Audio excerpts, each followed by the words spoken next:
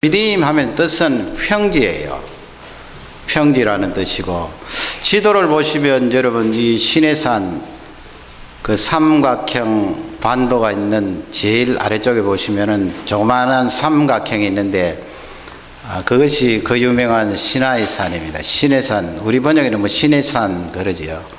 그 시내산 바로 위에 보면은 타원형으로 노랗게 그렇게 제가 표시를 해놨는데, 바로 신광야 아래쪽이에요. 그 시내산하고 신광야 사이에 있는 그 지역인데, 위치를 여러분 짐작하실 수 있을 것입니다. 그 지역이 이제 꼴짝인데 르비딤이라고 그러는데요. 지금 현재 사진을 보시면 르비딤 꼴짝이가 저렇게 되어 있습니다. 그리고 그 다음 그림을 보시면 그 르비딤에서 시내산 쪽으로 모세가 율법을 받았던 그쪽으로 가는 길이에요. 지금은 뭐 차가 다닐 수 있도록 저렇게 아스팔트 포장이 되어 있습니다. 오늘 말씀은 이 르비딤에서 일어난 두 번째 사건을 통하여 말씀의 은혜를 받기를 원합니다. 여러분, 일상과 기도가 우리에게 승리를 안겨주지요. 이 두 가지는 공존을 해야 됩니다. 그래서 첫 번째로는 하나님께서는 우리와 협동하시기를 원하신다, 그런 메시지예요. 하나님께서 뭐 힘이 부족하고 연약하고 능력이 없으셔서 우리와 손잡고 일하시기를 원하신다, 그런 말씀이 아니겠지요. 우리 하나님이 왜 힘이 없으시겠어요? 우리를 만드신 근본 창조주인데요. 그 힘이 많으신 하나님께서 우리와 손잡고 일하시기를 원하시는 것은 사람을 쓰신다는 거예요. 나를 쓰신다는 거예요. 하나님 자녀된 개개인을 통하여 하나님의 일을 나타내시고 이루신다 하는 그런 귀한 메시지가 있지요. 그러니 여러분 얼마나 영광스럽습니까? 그 크신 하나님께서 나의 손을 붙드시고 나를 사용하신다. 영광스럽지요. 얼마나 영광스러워요. 그래서 15절 말씀에 가면은 거기 이제 승리를 체험한 모세가 하나님 앞에 단을 쌓아놓고 그 예배를 드렸다는 말씀이죠. 그 단 앞에서 이제 여호와 하나님의 이름을 고백하는데, 그게 무엇인가 하면은 여호와는 나의 깃발, The Lord is my banner 그랬습니다. 하나님은 나의 깃발이십니다. 니시죠, 니시. 우리 니시 선교에 있는데, 여러분 옛날에는 요즘도 그렇습니다만 깃발은 중요한 의미가 있지 않아요? 승리할 때 백기를 내어 거는 것이 아니고 승리한 그 나라의 심볼들을 내어 거는데, 승리할 때 하나님은 나의 깃발이십니다. 하나님이 깃발이니까 얼마나 그 확실한 승리예요. 하나님께서 이렇게 사람을 들어서 사용하시고 일을 나타내시는데, 사람을 통하여 일하시기를 원하시는 그 마음은 우리에게 축복이에요. 예수님께서 이 세상에 오셔서 메시아로서 그 일을 감당하실 때도 예수님 혼자가 아니고요. 수천 년 전부터 노아를 하나님께서 부르시고, 노아의 아들 가운데 셈을 부르시고, 셈의 후손들 가운데 아브라함을 선택하여 부르셔서 아브라함의 후손 이삭, 이삭의 후손 유다, 유다의 후손 다윗, 그리고 그 가운데 다말이라는 여인이 들어가고 라합이라는 여인이 들어가고 바세바라는 여인이 들어가고 나중에는 마리아라는 그 아름다운 여인이 들어가지 않아요. 그러니 예수님 오셔서 메시아 사역을 감당할 때도 다 사람들이 들어갔어요. 그냥 한순간에 예수님께서 하늘에서 뚝 떨어지신 것이 아니고요. 수천 년 동안 그렇게 사람들을 사용하시고 사람들을 통하여 역사하셔서 결국은 인류의 구원자이신 예수 그리스도께서 이 세상에 오셔서 십자가를 지셨던 것입니다. 하나님께서 협동하기를 원하신다, 이 말씀은 우리 사람에게 대단한 축복입니다. 사랑하는 우리 자녀들이여, 여러분들 하나님 자녀가 되었습니다. 그러면 하나님께서 여러분들을 가만히 두시는 것이 아니고 사용하시기를 원하셔요. 여러분을 통하여 하나님께서 하시고자 하는 일들을 나타내기를 원하셔요. 그 가운데 어떤 사람을 뽑을까요? 예배 잘 드린 사람 하나님께서 비중을 많이 두시겠지요. 하나님께서 예수님 말씀대로 요한복음 4장에 예수님 오시고 나서 신령과 진정으로 예배 드리는 자를 찾는다 그랬잖아요. 아버지께서. 그래서 이 예배를 잘 드리면 하나님 앞에 신용을 쌓을 수 있고 하나님께 낙점을 받을 수가 있어요. 그러면 하나님께서 그 사람 집어내어서 귀하게 능력으로 사용하는 줄 확신합니다. 그러면 두 번째로 말이죠. 하나님께서 우리와 협동하시기를 원하신다 이 메시지를 주실 때는 우리에게 요구하시는 것이 있어요. 그 두 번째가 무엇인가 하면은 내가 해야 될 일은 반드시 내가 해야 된다는 거예요. 내가 해야 될 일을 그냥 밀쳐버리고 하나님 이것까지 알아 하십시오. 그건 안 된다는 거예요. 어떻게 보면 하나님께서 우리를 대단히 귀하게 보신 거지요. 너희들이 할 일까지 내가 다 맡아서 도맡아서 다 처리할게 그게 아니고요. 우리에게 할 일을 주신 거예요. 그러니 여러분 사람이 해야 될 일은 반드시 사람이 해야 돼요. 그 책임을 감당을 해야 되거든요. 8절 말씀에 가면은 거기 아말렉이라는 족속들이 등장하는데 말이죠. 이 아말렉이라는 족속은 대단히 못된 족속들이에요. 왜냐하면 이스라엘 백성들이 이제 광야로 행진을 하고 있는데 신명기 25장 17절에서 19절 말씀해 보면은 광야에서 행진한다는 것이 쉬운 일이 아니거든요. 물론 뭐 젊은 사람들 힘 있는 남자들이야 앞쪽에 서서 힘있게 나아가지만은 200만이 움직이는데 뒤쪽에 보면은 다 연약한 사람들이 쳐져 있다고요. 아픈 사람들, 또 어린이들, 아니면 연세 많은 노인들, 그렇게 뒤쪽에 쳐져서 따라갈 것 아니에요. 200만이 움직이는데 어떻게 뒤쪽에 쳐진 사람까지 다 같이 함께 가기는 쉽지 않거든요. 뒤쪽에 연약한 사람들이 쳐져 있는데 이 아말렉이라는 족속은 에서의 후손들이에요. 이 아말렉이 뒤쪽에 후방을 공격한 거예요. 그 얼마나 못된 족속이에요. 하나님께서 그런 거 대단히 싫어하거든요. 얼마 전에 그 보도에 보니까 일본에서 어떤 방송국에서 우리 한국에 있는 여성 복서를 불러다가 이 쇼라고 그러면서 남자들 몇 명 불러내놓고 그냥 같이 싸우게 해서 여성 복서가 시큰 두드려 맞도록 그렇게 했다던데 그건 아주 비열한 거예요, 여러분. 아무리 여성 복서이지만 여자잖아요. 여자인데 어떻게 남자 3명이 나와서 막 두들겨 팹니까? 하나님께서는 그런 거 대단히 싫어하시거든요.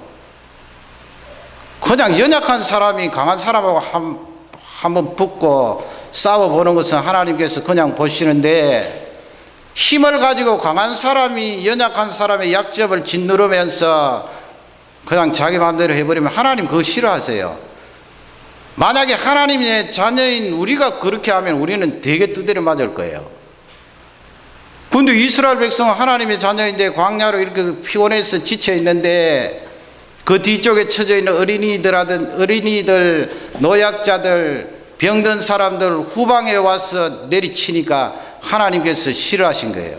그래서 아말렉 족속들은 씨를 말려버리라 그랬어요. 신명기 25장에 보면. 그런데 보세요. 이 르비딤이라는 곳에 지나가게 되는데 8절 말씀에 가면은 그 아말렉 족속이 이러니 그 말씀은 왔다는 거예요. 와서 이스라엘 백성들이 이제 싸우게 되지요. 거기 싸운다는 말씀은 그냥 뭐 주먹다짐 몇 번 하고 멱살 쥐고 잡아당기고 그런 게 아니에요. 칼을 들고 죽이고 살리는 문제예요. 싸웠다 이 말씀 전쟁이에요. 종살이 하던 이스라엘 백성들이 종살이야 뭐 시키는 대로 하면 되잖아요. 이것 하라 그러면 이것 하고 저것 하라 그러면 저것 하고 가라 그러면 가고 오라 그러면 오고 그렇게 하면 되는데 전쟁이라는 것은 장난이 아니거든요. 목숨이 왔다 갔다 하는 문제인데 하나님께서 이스라엘 백성들에게 전쟁하도록 허용을 하신 거예요. 이게 뭐예요? 종살이 하던 이스라엘 백성들을 끄집어내서 광야 생활하게 하시는데 그냥 편안히 온실에서 지나는 것처럼 다 보호해 주신 게 아니에요. 전쟁을 하도록 허용하신 건데, 그것은 하나님의 백성들이 지금이나 그때나 이 세상을 살아가는데 일상을 감수하라는 말씀이죠. 일상까지 면제해 주는 것 아니에요. 그래서 어떨 때는 전쟁처럼 비참한 현실도 겪어야 되는 거예요.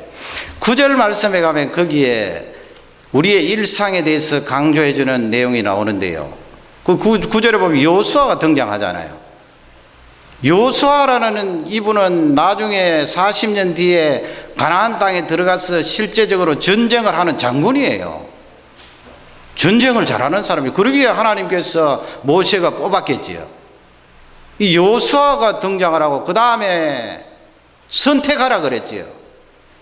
이스라엘 백성들 가운데, 남자들 가운데 선택을 하라. 뭘 선택을 해요? 군인으로 전쟁에 나가서 싸울 사람을 선택하라 그랬고, 그 다음에 나가서 싸우라 그랬어요. 그 9절 말씀에 Go out to fight. 나가서 싸우라. 그러니 여러분, 이 세 가지의 말씀은 여호수아, 그 사람 전쟁하는 사람이고, 또 군사들을 뽑는 것, 전쟁하기 위해서 그런 거고, 나가서 싸우는 것, 실제 칼을 들고 싸우는 것 아니에요. 그러니까 이 말씀은 일상을 강조해 주시는 귀한 말씀이에요. 하나님의 백성이라고 그냥 전쟁도 하지 않고 팔짱 끼고 가만히 있어도 하나님께서 다 해결해 주신다? 아니에요. 여호수아라는 특출한 전쟁 잘하는 인물을 뽑으시고, 그 다음에 그 가운데 백성들 가운데 싸움 잘할 만한 사람들을 뽑으시고, 그리고 아말렉 족속들과 맞부딪혀서 싸울 현장에 파송을 하는 거예요. 일상을 강조하는 거지요. 그리고 13절 말씀에 가면은 그런 내용이 나와요. 이 여호수아가 아말렉과 그 백성들을 쳐서 판이라 그랬는데, 그 앞쪽에 보면은 칼날로 그랬잖아요. People with the edge of sword라고 그랬어요. 칼날로요, 칼날로. 아니, 하나님의 백성이 어떻게 뾰족한 칼날을 가지고 그렇게 아말렉과 싸우고 죽일 수 있나? 아니에요. 하나님께서 그렇게 하라고 하신 거예요. 물론 이 말씀이 지금 현대에 사는 우리 모든 하나님의 백성들이 그렇게 뾰족한 칼날을 가지고 그냥 이 사회에 들어가서 전쟁하라, 그 말씀은 아니겠죠. 그때 상황은 그런 거지만, 거기서 주시는 중요한 메시지는 일상을 강조하는 거예요. 우리 자녀들, 여러분 공부하고 나서 나중에 사회에 뛰어들 때 이 사회가 그렇게 호락호락한 줄 알아요.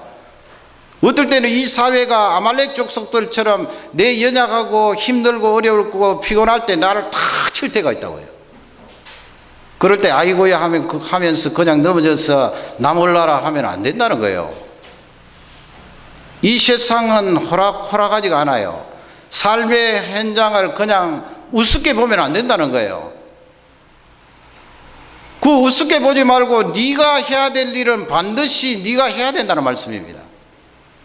사업체를 경영하면 하나님 앞에 지혜를 받아서 어떻게 하면 이 사업체를 잘 다스리고 경영할 수 있을까 힘쓰라는 말씀이에요. 공부하는 학생이면 내가 머리가 좋든 나쁘든 하나님께 주신 그 기간 안에 힘써서 애써서 공부하라는 말씀이에요. 내가 직장 생활을 한다면 하나님의 자녀로서 직장 생활에 사장에게 보탬이 되고 유익이 될 수 있도록 힘써서 애써서 하라는 말씀이에요. 가정생활 자녀들 양육하는데, 자녀들 양육하는 것도 어떻게 보면 전쟁이에요. 여러분, 그냥 자녀들 던져놓으면 자녀들이 자라나요? 힘써서 애써서 나의 심혈을 기울여서 자녀들을 양육하라는 말씀이에요. 마치 여호수아가 날카로운 칼날을 가지고 그 군사들이 아말렉 족속들을 치고 파듯이 나에게 주어진 그 현실 속에 일상에 대해서 힘쓰고 예수라는 말씀이에요. 저는 그 애플의 스티브 잡스를 조금 이야기할까 합니다. 먼저 그림을 보시면 이 스티브 잡스가 어린 나이에 애플을 만들지 않았어요. 그리고 쭉 내려오면서 한번 나갔다 들어간 적이 있습니다만은 CEO로서 최고 경영자로서 근래에 들어와서 저분이 애플에 지대한 영향을 미쳤지요. 그래서 뭐 폰이라든지 아이팟이라든지 패드라든지 세계적인 기업으로 올렸잖아요. 그 젊은 시절에 줘보세요. 젊은 시절에 얼굴이 얼마나 건강해 보이고 못 있어요. 지난주에 이제 이분이 CEO로서 물러났거든요. 그게 주는 중요한 메시지가 있어요. 스티브 잡스가 물러나고 팀 쿡이라는 CEO가 들어서게 되는데 주가가 많이 떨어졌다고 해요. 다시 안정은 되었지만은. 두 번째 그림을 보면은 이분이 지난주에 찍은 사진인데 사실은 그간 몇 년 동안 쭉 췌장암으로 투병을 했거든요. 최근에 저 사진을 보면은 너무나 말라 있잖아요. 그 옆에 어떤 남자가 옆구리에 이렇게 팔을 감고 어깨에 또 팔을 대고 하니까 지금 굉장히 힘든 상황이에요. 그리고 여러분 사진이지만 다리를 비교해 보세요. 그 옆에 있는 남자 다리 굵게 하고 잡스 다리 굵게 하고 제가 보니까 한 4분의 1 정도 되는 것 같아요. 스티브 잡스가 체격이 좋았거든요, 원래. 저는 저 그림을 보면서 세 가지 정도로 생각해 봤어요. 첫째는, 야, 저 사람 암에 투병을 하면서도 대단히 강한 사람이구나. 왜냐하면은 우리 사람은 다 마찬가지잖아요. 그 세계 IT계를 주름잡던 CEO인데 저렇게 연약하고 말라있는 모습을 공개하는 것은 쉽지 않거든요. 저걸 공개한다는 것은 뭐 다른 정치적인 그런 것은 다 접어버리고 하여튼 강한 사람이에요. 누가 자기 약하고 힘든 상황을 공개하고 싶어 하겠어요. 그리고 저런 사진들이 공개되면 틀림없이 애플의 주가가 떨어질 텐데 그럼에도 불구하고 공개한다는 것은 대단히 강한 사람이에요. 배울 점이 있어요. 두 번째는 고난이 어떤 성하고 평안할 때보다 주는 강한 에너지가 있다는 것을 알려주는 거예요. 스티브 잡스는 어릴 적부터 힘든 환경에 자란 사람 아니에요. 태어나 보니까 엄마 아빠가 대학생인데 대학생이 공부하다가 자녀를 어떻게 키워요? 그러니까 내팽개 치다시피 하니까 다른 가정에 입양된 거 아니에요. 근데 저렇게 암에 걸려서 고생을 하고 그 와중에도 그 고통 중에도 대단한 에너지를 발산하면서 그 IT계의 중요한 제품들을 만들어냈다는 것은 그 고통이 우리 사람에게 주는 에너지가 있다는 메시지예요. 신앙이다 신앙 아니다 그걸 떠났어요. 그게 틀림없이 있는 거예요. 고통 중에 그것들을 만들어냈잖아요. 세 번째 주시는 메시지는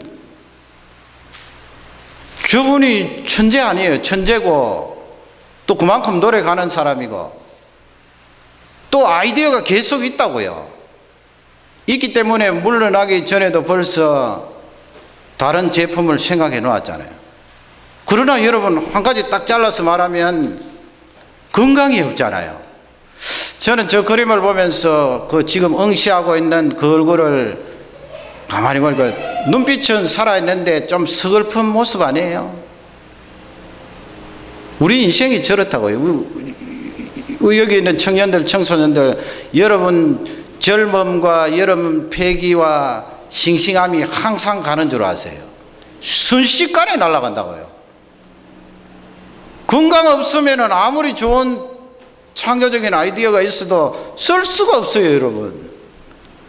암이라는 자체가 사람의 어떤 노력으로 감당할 수 있는 부분이 아니기 때문에 그것을 저분에게 탓할 수는 없어요. 그러나 중요한 메시지는 건강 없으면 안 된다는 거예요. 죽는데 여러분 창조적인 아이디어가 무슨 소용이 있습니까? 무덤 속에 들어가는데요. 여러분 하나님께서 우리에게 나 쓰겠다 할 때 내 몸이 성하지 않으면 물론 하나님께서 강권적으로 내 몸을 건강케 하시고 바꾸어 주셔서 나를 사용하실 수도 있겠지요. 그러나 중요한 메시지는 건강을 관리하고 네 몸을 지키는 것은 너의 책임이라는 거예요. 우리 예수님 믿는 사람 중에는 이상하게 생각하는 사람이 있어요. 그 성경을 잘 못 읽어서 그래요. 자기가 자기 몸 망가뜨려 놓고 하나님 아버지 내 몸을 왜 이렇게 했으며, 아니 그거는 내 책임이에요. 하나님이 나에게 영혼도 주시고 육신도 주셨는데 내 몸을 내가 챙겨야지 누가 챙겨요. 화나고 스트레스 받는다고 많이 먹어버리면 그 지나치게 많이 먹는 것 때문에 내 몸이 망가져요. 하나님이 쓰시기를 원하는데 폐가 병이 들어서 끌떡끌떡하면 어떻게 하나님 쓰시겠어요? 우리 성도님들은 그런 분 없습니다만은, 여러분 예를 들어서 담배를 계속해서 피우면 폐가 어떻게 되는 거예요? 폐가 망가지잖아요. 담배 같은 것은 안 먹어도 살 수 있는데 그 폐가 망가지는 그 담배를 계속해서 피워대면 나중에 하나님께서 쓰려고 할 때 폐가 망가져서 하나님 못하겠습니다. 숨이 헐떡거리면 어떻게 그 사람을 사용하죠? 그건 내 책임이에요. 내가 하나님 앞에 내 몸을 관리하면서 그런 해악한 것은 내어버리고 잘라버리는 작업이 필요하거든요. 만약에 독주를 계속해서 마신다, 그럼 내 몸이 상하잖아요. 계속해서 몸이 상하면 그건 내 책임이에요. 잠을 자지 않고 계속해서 맨날 며칠 밤을 새운다면 정당한 일도 아닌데 말이죠. 그럼 내 몸 상해져요. 망가져요. 그건 내 책임이에요. 하나님께서 요구하시는 것은 네가 해야 될 일은 네가 해야 된다는 거예요. 공부라는 지금 나의 일이 있으면 공부는 네가 하라는 거예요. 공부를 왜 나에게 자꾸 미루는 거야? 네가 해라. 정 해보다가 안 되면은 내한테 기도하고 해서 다른 방향으로 방향을 바꾸든지, 하여튼 너에게 주어진 그 공부하는 시간은 네가 맡아서 책임지라는 말씀이에요. 저는 이 신문이나 그런 데 보면서 요즘 자꾸 변하는 한국말 단어가 있잖아요. 영어도 마찬가지겠죠. 자꾸 이거 시대가 변하니까 말들이 변하는데, 그 가운데 꽃미남이라는 그런 단어, 요즘은 그래도 많이 안 나옵디다만 얼마 전만 해도 많이, 꽃미남이라는 그 단어 참 기분 나빠요. 저는 제가 꽃미남이 아니라서 그런지 모르겠습니다만, 아니 미남이란 말은 남자란 말인데, 잘생긴 남자 거기까지는 좋은데 미남, 왜 꽃을 거기 갖다 붙여요? 그 꽃미남이라는 그 말을 남자들이 들으면 남자들이 약해진다고요. 그래서 사실은 이 언어가 중요한데, 우리 아기들 키우는 엄마 아빠들께서는 남자 아기 같으면 말이죠, 이쁘다 그러지 마세요. 이쁘다 그래도 되겠지만은 예쁘다 그러지 마세요. 뭐라고 그래도 남자 아기 같으면, 야, 너 건강하다, 멋있다, 너 근사하다. 그리고 딸아이 같으면, 야, 너 이뻐, 어떻게 이렇게 이쁠 수가 있어. 그게 용어를 구별해야 돼요. 그 어린아이가 남자 아기인데도 자꾸 어릴 적부터 이쁘다 이쁘다 이쁘다 들으면은 남자가 자꾸 약해진다고요. 제가 남자 여자 차별하는 것이 아니고 하나님이 만드신 특성이 있잖아요. 남자는 남자다움, 여자는 여자다움인데 말이죠. 그 남자는 건강하고, 남자는 힘이 있고, 남자는 남을 보살피고, 남자는 정의감이 있고, 사랑하는 사람을 위하여 목숨도 버릴 수 있을 정도로 그런 기백이 있어야 되는데 말이죠. 남자를 향해서 꽃자를 달아서 꽃미남이니, 얼짱이라는 말은 그래도 좀 괜찮은데 꽃미남이라는 말은 왠지 그래요. 우리 청소년들 가운데 남자 학생들은 대단히 강하게 자라야 돼요. 엄마 아빠가 내보고 너 이쁘다 그러면 엄마 그렇게 하지 말고 나를 향해 멋있다고 그래요. 엄마 바꿔야 돼요. 꽃미남 그렇게 부르지 말라고 그래야 돼요. 왜 꽃미남? 그러니까 뭐 남자 여자 다 그렇게 말을 지었겠지만은 어떻게 보면 여자들이 꽃미남을 더 좋아하잖아요. 자꾸 남자들을 약하게 만드는 거예요. 그런 여자들이 자녀들을 키우면은 남자 아기들 약하게 만들거든요. 건강과 연관지어서 우리 성도님들도 마찬가지겠습니다만은 이 학력고사 한국 이야기 하는 거예요. 학력고사나 예비고사 했을 때는 체력장이라는 게 있었어요. 그 대학 들어가려고 하면은 시험을 통과해야 되는데 그 시험 안에 체육이 들어있다고요. 그 점수가 상당히 비중이 있었는데 말이죠. 그 사실은 박 대통령 때부터 시작했거든요. 거기 보면 뭐 달리기도 있고 오래 달리기도 있어요. 그 오래 달리기 하다가 어떤 사람은 뭐 어떤 학생들은 죽고 그런 경우가 가끔 있어요. 그러니까 1994년도에 체력장을 폐지했다고 해요. 대학 입학시험에. 그러니까 어떤 일이 일어나는가 하면은 체육하는 그 시간에 물론 뭐 체육은 했겠지만 비중이 줄어든 거 아니에요. 왜냐하면은 대학 들어가는데 점수에 해당이 없으니까. 그래서 체육하는 그 시간을 줄이고 매스매틱스하고 영어하고 국어하고 그렇게 하니까 아이들이 어떻게 되겠어요? 그리고 마치고 나면 학원으로 쪼르쪼 달려가서 12시 넘도록 공부하다 집에 돌아오는데, 그래서 근래의 자료에 보면은 이 한국 청소년들이 키는 훨씬 커졌는데 얼굴은 꽃미남처럼 잘생겼는데 뭐가 문제인가 하면은 체력이 문제예요. 체력은 제일 위, 중간, 제일 아래쪽 따지면 제일 아래쪽에 해당되는 학생들이 절반이에요. 50%예요. 이거 문제라고요, 여러분. 아무리 공부 잘해도 체력 비실비실하면은 사회에 들어가면은 감당을 못 한다고요. 칼을 가지고 여서 장군처럼 뽑아서 전쟁하라고 하면 어떻게 전쟁하겠어요? 이 사회가 호락호락하지 않은데요. 그래서 어떤 글에 보면은 이 학생들이 얼짱인데 얼굴은 잘생겼는데 체력은 바닥이라는 거예요. 우리 청소년들은 그렇지 않겠죠. 청년 축구도 하고 그렇게 하는데 여기서 공부하는 학생들도 마찬가지예요. 왜냐하면 여기는 자기 원하는 그걸 존중해 주잖아요. 여러분, 우리 사람은 자기 원하는 거 다 존중해 주면 안 돼요. 왜냐하면 죄가 있기 때문에 정확하게 그 길을 찾아 들어가지 못해요. 체육 싫다고 그냥 나 체육 싫어하기 때문에 안 합니다. 그러면 망가지거든요. 싫어도 밀어붙여야 돼요. 교육이라는 것이 자기 원하는 대로 다 해줘 버리면 그게 어디로 가겠어요? 통제할 때는 통제하고 밀어붙일 때는 밀어붙여야 됩니다. 그래서 우리 청소년 청년들 건강을 관리해야 돼요. 우리 여자분들도 마찬가지예요. 남자의 매력은 얼굴보다도 강인함 아닙니까, 여러분? 강인함이에요. 힘이 있어야 돼요. 여러분들 앞으로 배우자 만날 텐데 만약에 형제들이 자매들 만날 때 가장 줄 수 있는 좋은 선물들 두 가지가 있는데 그 하나는 뭐예요? 하나는 믿음이에요. 믿음.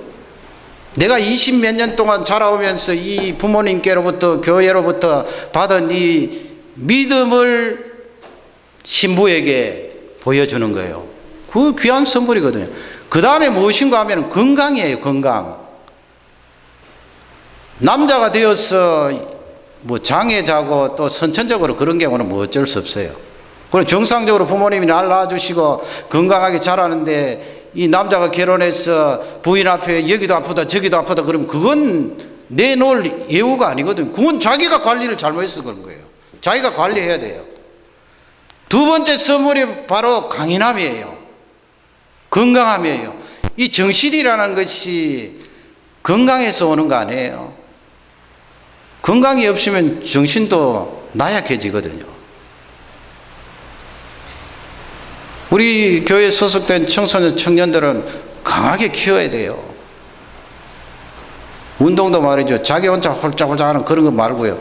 팀으로 들어가서 팀 속에서 다른 사람 밀어주고 다른 사람이 밀어주는 것을 내가 받아서 성공시키기도 하고 그렇게 관계 속에 밀고 당기고 하는 그런 운동을 해서 강인한 사람이 되게, 그건 내가 할 일이에요. 하나님께서 그 부분에 우리에게 철저하게 말씀을 하시는 것입니다.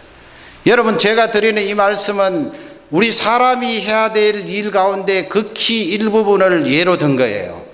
오늘 이 말씀을 통하여 내가 성령께서 다른 영역에 터치하시면 그 분야에 내가 해야 될 일을 기도하면서 챙기고 더욱 충실히 감당하는 능력의 종들이 되시기를 주님의 이름으로 축원합니다. 마지막 세 번째는 뭐예요? 하나님이 나와 하셔서 성립케 하시는데 내가 해야 될 일은 내가 해야 되고요. 그 다음에 세 번째는 기도가 있어야 된다는 메시지예요. 기도가 있어야 돼요. 어쩌면은 이민 오고 유학 온 우리들은 두 번째까지는 잘해요. 그래도 오기가 있잖아요. 외국까지 나와서 사는데 오기가 있으니까 두 번째까지는 잘하는데 문제는 세 번째예요. 기도가 있어야 된다는 말씀이에요. 그게 본문 말씀에 있거든요. 반드시 기도가 있어야 하나님이 원하시는 협동이 이루어져서 그 기도를 통하여 하나님의 능력이 나타난다는 메시지. 11절 말씀 보세요. 어떻게 되어 있습니까? 모세가 손을 드니까 Moses held up his hand. 모세가 손을 드니까 누가 이겨요? 이스라엘 백성들이 이기더라 그랬어요. 그러나 모세가 피곤하니까 또 손이 내려올 거 아니에요. 손이 내려오니까 아말렉 족속들이 이기더라 그랬어요. 여기서 손을 드는 것이 뭐예요? 본문에는 뭐 기도했더라 그런 말씀은 없는데 손을 드는 것이 무엇인가 하면 모세가 뭐 손 들고 가만히 있었겠어요? 기도예요. 왜냐하면 구약 성경의 다른 부분에 보면은 신약 성경도 그렇고 기도에 대해서 말씀할 때 몸 동작은 머리를 숙이거나 손을 드는 게 많아요. 역대하 6장에도 보면은 이 솔로몬 임금님이 성전 헌당식 할 때 백성들 앞에 무릎을 쫙 꿇고 말이에요. 왕이.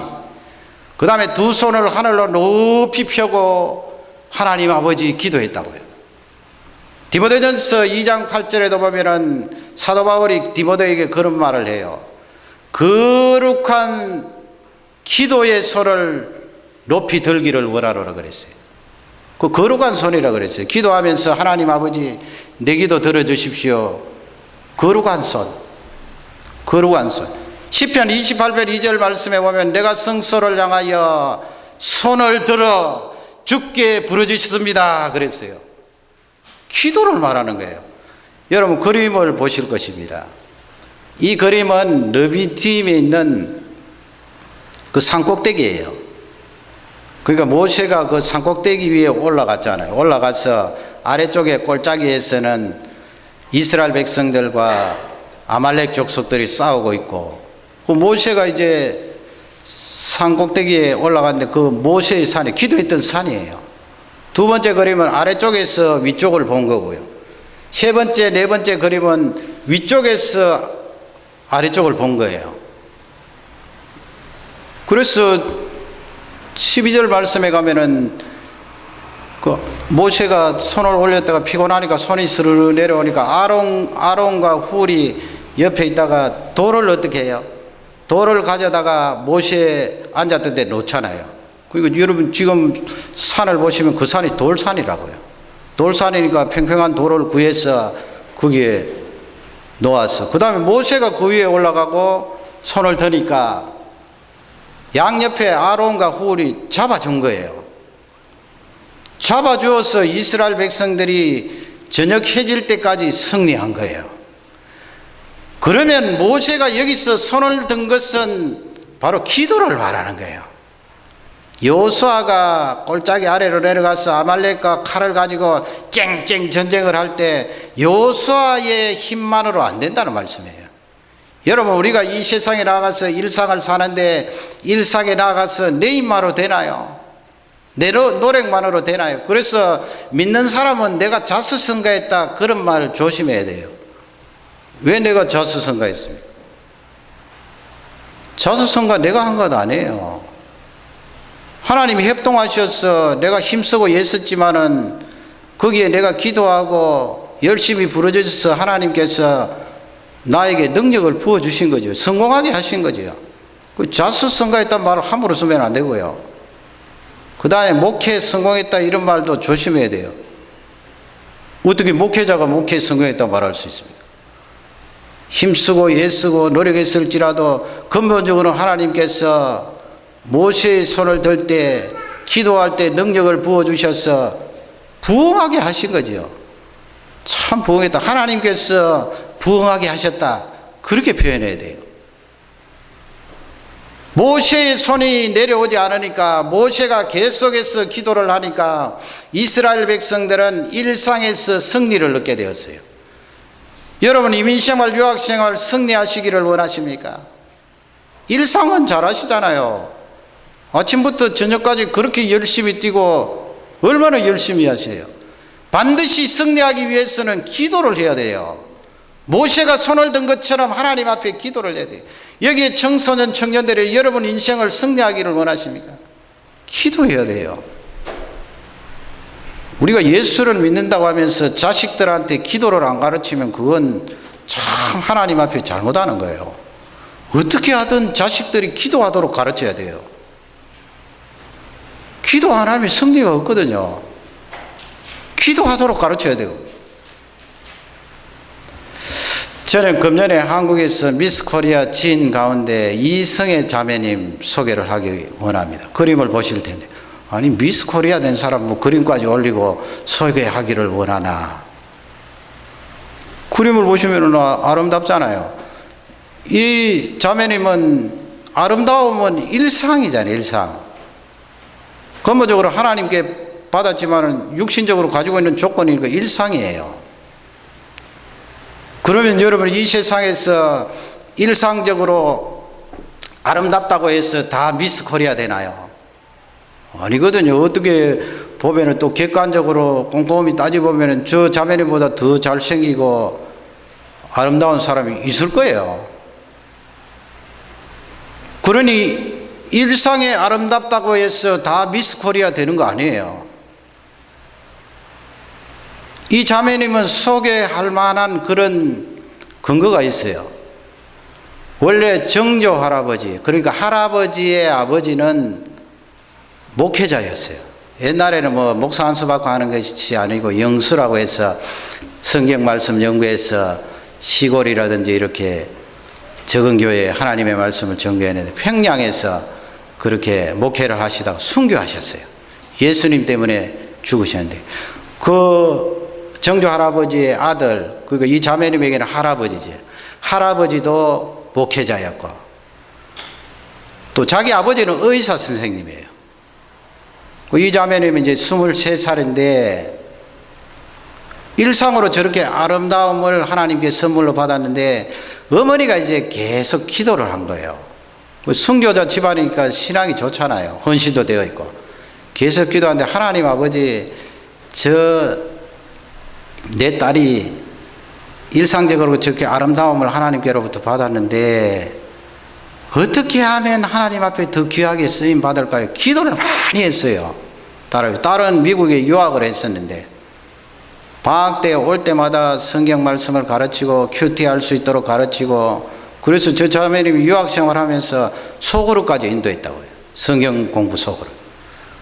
그렇게 기도하는 중에 어머니가 기도 응답 받은 것이 무엇인가 하면은 미스 코리아 나가서 나에게 영광 돌려라 그랬어.